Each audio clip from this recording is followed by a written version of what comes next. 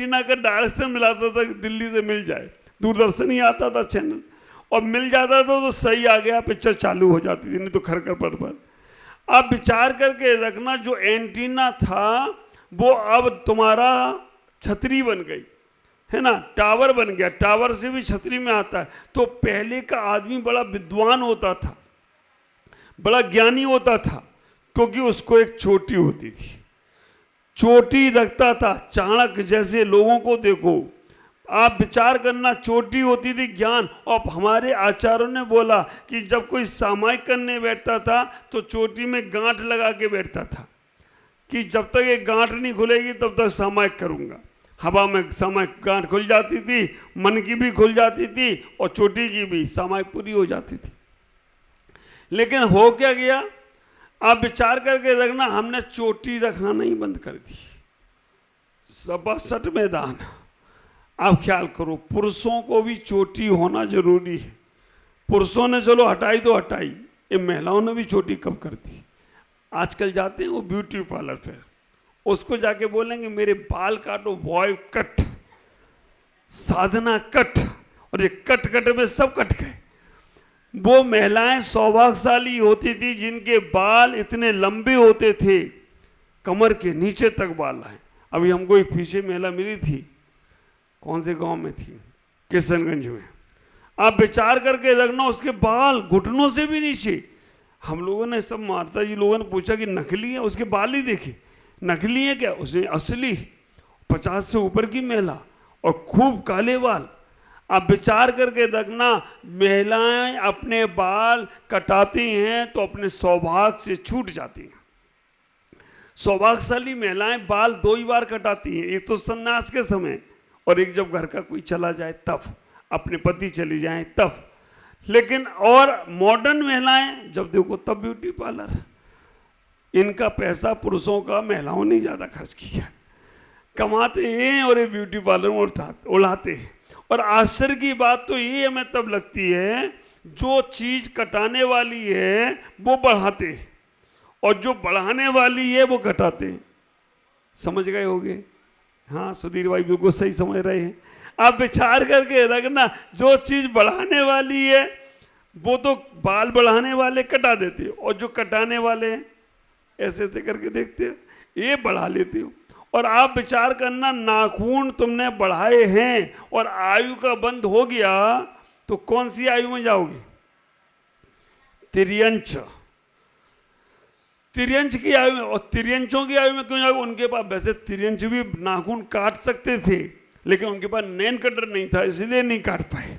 और तुम्हारे पास होने के बाद भी अगर तुम नाखून नहीं काटते हो, नाखून बढ़ा रहे हो। अब मैंने एक बच्ची से पूछा कि बेटा तुमने नाखून क्यों बढ़ाए हैं? बोला महाराज रास्ते में कोई खतरा आ जाए तो हम नाखून से अपनी रक्षा तो कर लेंगे। आप विचार करके रखना, खतरा नाखूनों की वजह से ही आएगा। लंबे लंबे नाखून लेके घूमोगे ना तो वो पीछे लग जाएगा कि भाई ये, बोल रहा हूँ गलत नहीं समझना, चुड़ैल जा रही है तो भूत प्रेत पीछे लग जाएंगे। आप विचार करके रखना, अब भूत प्रेत लग गए तो तुम्हें फिर उनको संभालना ही पड़ेगा। बड़े नाखूनों को देखकर आप कितना समझते हैं, उनके अंदर कितना मल भर जाता है।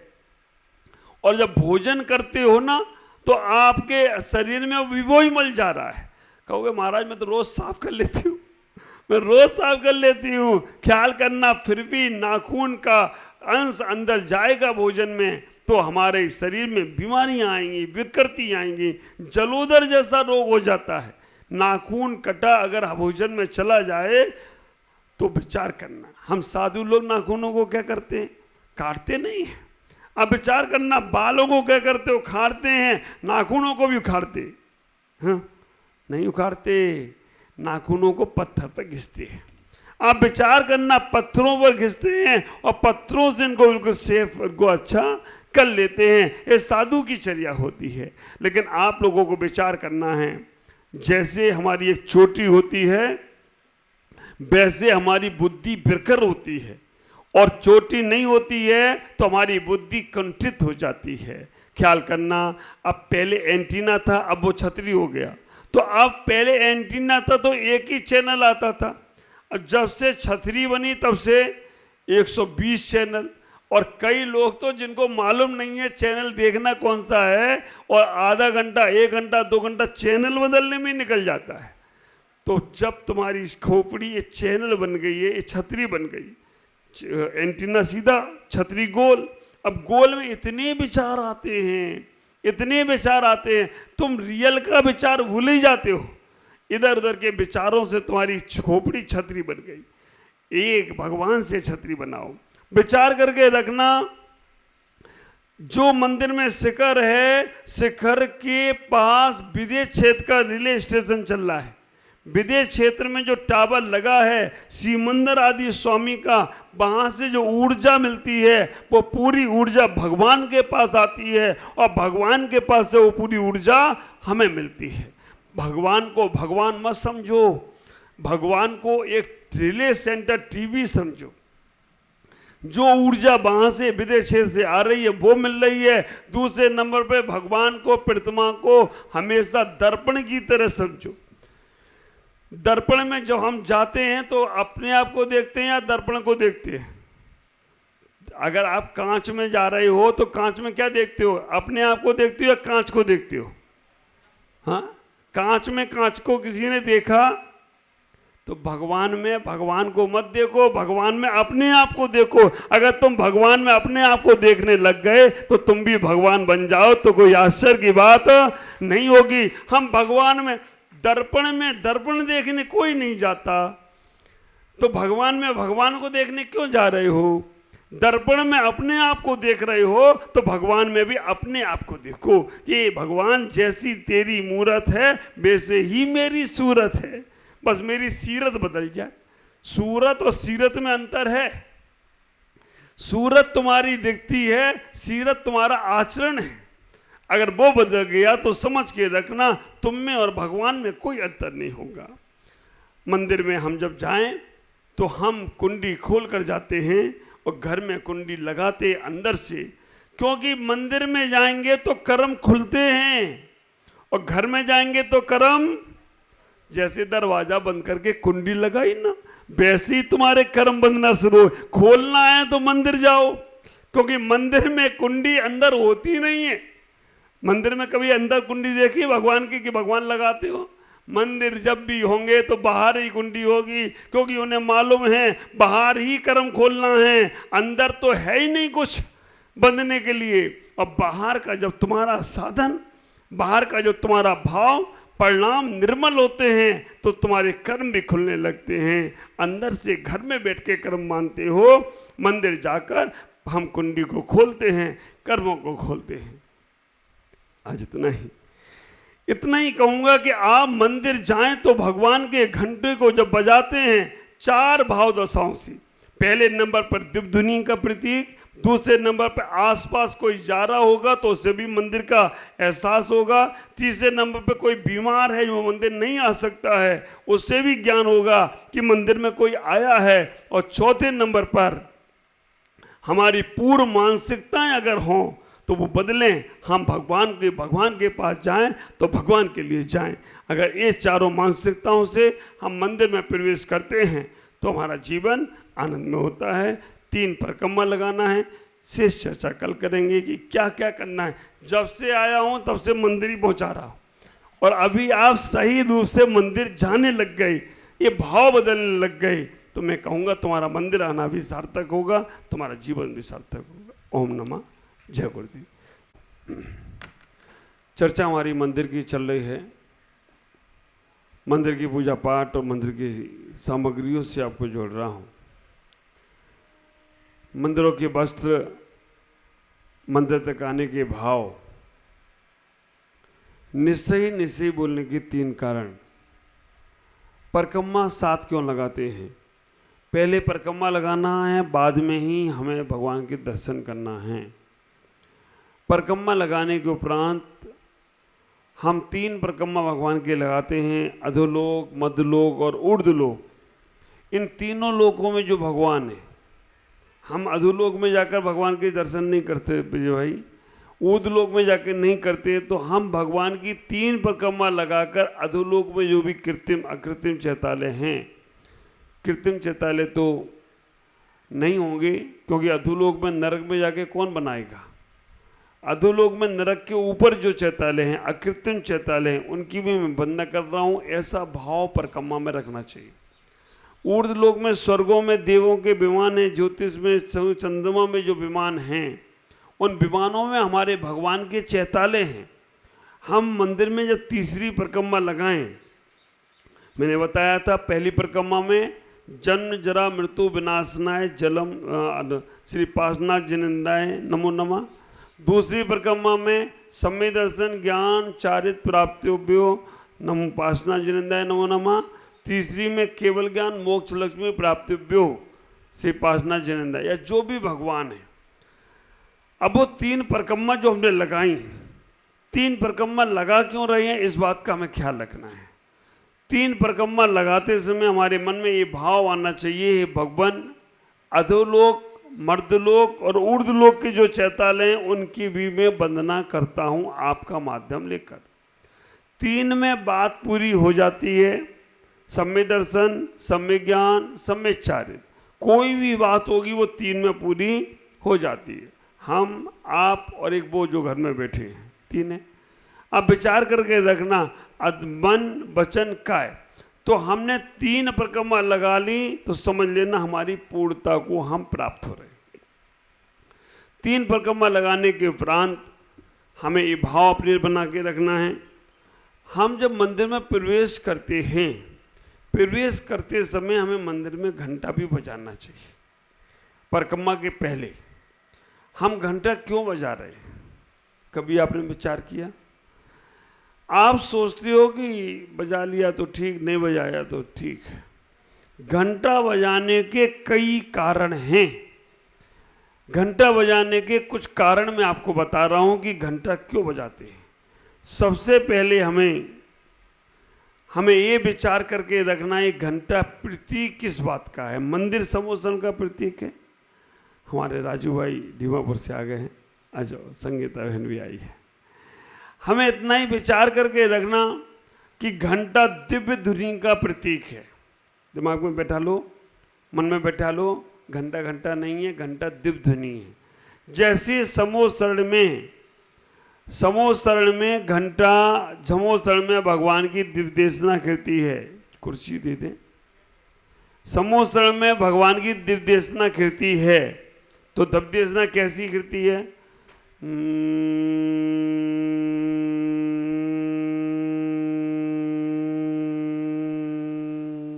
आया कुछ समझ में? हम क्या बोले? कहोगे महाराज आप तो बोले। ये भगवान जब बोलते हैं ना इस प्रकार से, इसमें 700 लघु भाषा और 18 महाभाषाएं इसमें प्रविष्ट हो जाती हैं। जैसे ही भगवान वहाँ से बोलते हैं ओमकार ध्वनि के माध्यम से, तो 700 लघु भाषा और 18 महाभाषाओं में उनकी ये ओमकार ध्वनि, ममकार ध्वनि सभी जनता तक पहुँचती है, हर जीव तक पहुँचती है जो समोसन में बैठते हैं। लेकिन हम अगर बिना गर्धर के बैठे हैं तो हमें समझ में नहीं आता है। हमें गर्दर इस भाषा को समझते हैं, इसीलिए समोसन में गर्दर की आवश्यकता पड़ती है। गर्दर इस भाषा को समझते हैं और समझने के बाद वहाँ पर जो भी जीव होते हैं उन जीवों को समझाने का प्रयास करते हैं। तो मंदिर में जो समोसन में मंदिर जो समोसन का प्रतीक है, समोसरण का प्रतीक है, वहाँ पर घंटा बजाना दिव्य ध्वनि का प्रतीक है। घंटा बजाते हो तो घंटा भी टन। अब ये जो टन की आवाज आ रही है, ये ऐसा ही दिव्य देशना, दिव्य ध्वनि भगवान की खिरा करती है। तो हमारे मन में ये विचार आ जाना चाहिए, जैसे ही घंटा बजाया कि दिव्य देशना भगवान की ऐसे ही खिरती। ये भाव दशा ही जैसे तुम्हारी आ गई, तुम्हें अपने आप महसूस होगा कि भगवान की दिव्य देशना ऐसे ही करती है। तो अब हम समोसन में प्रवेश कर रहे हैं। पहले नंबर पर घंटा बजाने के कारण पहला नंबर पे आया कि घंटा दिव्य ध्वनि का प्रतीक है, इसलिए हम घंटा बजाते। दूसरे नंबर का कारण, घंटा बजाने से वहां मंदिर के आसपास अगर कोई निकलता है और जैसे ही आपने घंटा बजाया, उसे नहीं पता यहाँ मंदिर है, उसे नहीं मालूम यहाँ धर्म मंदिर है, देवालय है, जिनालय है, लेकिन घंटा बजाते हैं तो उसे पता चल जाता है और वो भी वहाँ से हाथ जोड़ लेता है कि हम जिनालय के सामने से निकल रहे हैं। दूसरा कारण है आसपास के लोगों को मालूम पड़े कि मंदिर, यहाँ आसपास मंदिर है। तीसरा कारण, जो लोग मंदिर नहीं जा पा रहे हैं, मंदिर के आसपास जिनके मकान हैं, अस्वस्थ हैं, बीमार हैं, मंदिर नहीं पहुंच पा रहे हैं, मंदिर में घंटा बजता है तो उन्हें वहाँ लेटे लेटे एहसास होता है कि मंदिर में कोई आया है। वो वहाँ से ही हाथ जोड़ लेते, चलो एक भव्य जीव फिर मंदिर पहुँचा है। आप विचार करके रखना, ऐसा मन में विचार करते ही वहाँ पर वो तीसरा कारण बन जाता है कि आसपास के लोग जो मंदिर नहीं जा पा रहे हैं, अस्वस्थता है, लेडीजों को प्रॉब्लम्स है या और कोई भी बातें हैं, तो वो लोग अपने घर में बैठ के ही भगवान का स्मरण कर ले। 3 कारण हो गए। चौथा कारण, पहले कारण समझ में आ गया, समोषण का प्रतीक है। दूसरा कारण, आसपास के लोगों को मालूम पड़े, जो रास्ते में राहगीर जा रहे उन्हें मालूम पड़े यहाँ मंदिर है। तीसरा कारण कि जो मंदिर नहीं आ सकते हैं उन्हें भी ये सावचेत लगे कि मंदिर में कोई आया है, ऐसा भी उनके भाव बने। और चौथा कारण सबसे बड़ा है, हम मंदिर में घंटा बजाते हैं तो केवल अपनी पुरानी मानसिकताओं को छोड़ने के लिए।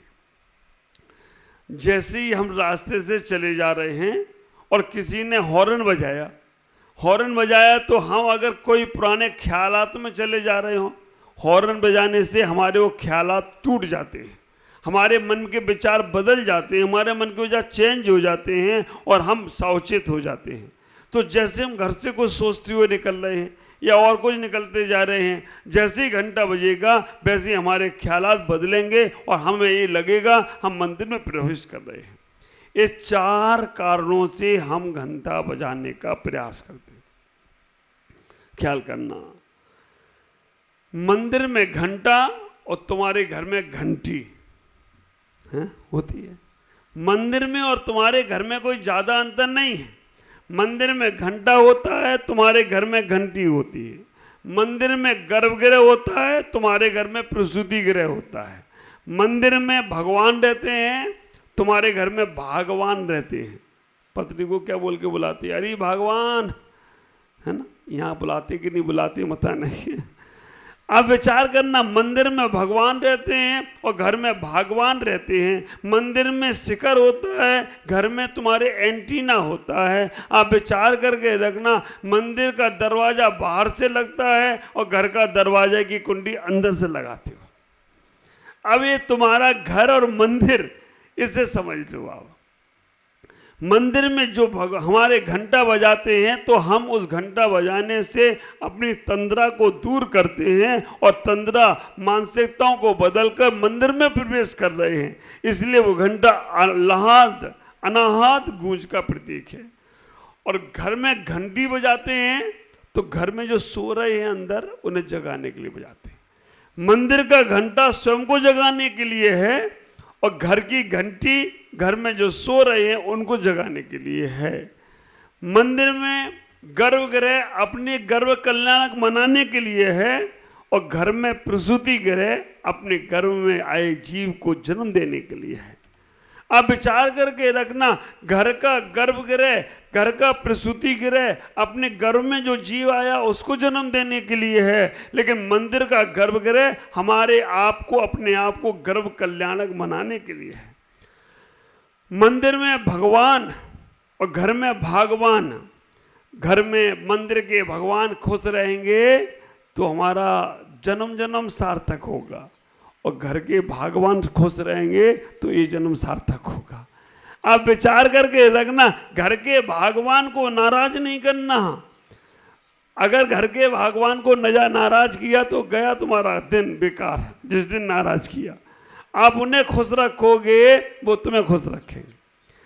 आप इतना ही ख्याल करके रखना, मंदिर में शिखर है, वो शिखर और कुछ नहीं है, वो हमारा जो होता ना टेलीविजन का रिले सेंटर, जहाँ से हमें ये सब मिलता है देखने को, पिक्चर वगैरह, क्या बोलते हैं, दूरदर्शन का वो, अब पहले तो एंटीना बोलते थे शिखर, अब वो शिखर खत्म हो गया, अब क्या हो गया है, टावर। टावर हो गया, और टावर के बाद भी तुम्हारे घर में एक छतरी लग गई है ना, गोल। पहले एक एंटीना होता था, उससे जो दूरदर्शन में आता था हमारे जमाने में वही था, अब ये छतरी वाला काम नहीं था हमारे जमाने में। तो दूरदर्शन से वहां से आता था, वो तुम्हारे एंटीना से सीधा तुम्हारी टीवी में आता था, और टीवी में कोई खरपल आने लगे तो क्या करते थे, एक आदमी को ऊपर पहुंचाते थे, जब एंटीना घुमाओ, कोई बंदर घुमा गया है, इधर का इधर कर दिया है, तो वो ऊपर जाकर वो